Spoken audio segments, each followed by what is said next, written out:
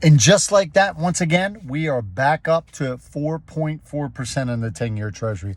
Listen, I say it to you every day on this channel. Make sure you're talking to a good professional who's well versed on what's going on in the marketplace so that you can make good informed decisions. And sometimes you know what's coming and sometimes you don't. Today was kind of a classic example of the tariff news playing itself out. The announcement that we're going to have a potential deal between the UK and the US is just not bond friendly.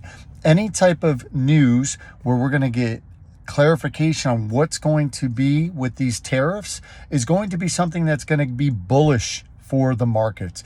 They're going to like it. They're going to say, oh, okay, once this is settled, we're not going to have a slowing economy.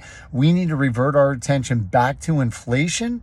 And inflation really hasn't reared its head yet. We're seeing prices with ISM, services pricing, things like that coming out, and it's a little bit higher. It's not drastically higher, but it's a little bit higher, and it's giving investors reason to sell off treasuries. Let's move our stuff back into crypto. Let's move our stuff back into the market.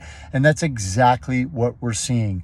You also have auctions at play. You have a lot of, you had the Fed announcement yesterday. They're still claiming a lot of uncertainty. They're still saying they see 2 Fed fund rate cuts, but who knows? A lot of it depends on inflation. How is that going to play out? Once we go back to the inflation dialogue, it's not good for treasuries, which means it's not good for interest rates.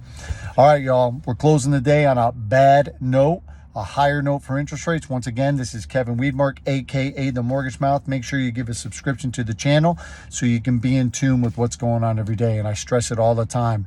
Lock those valleys so you can just ride out those peaks. Cheers.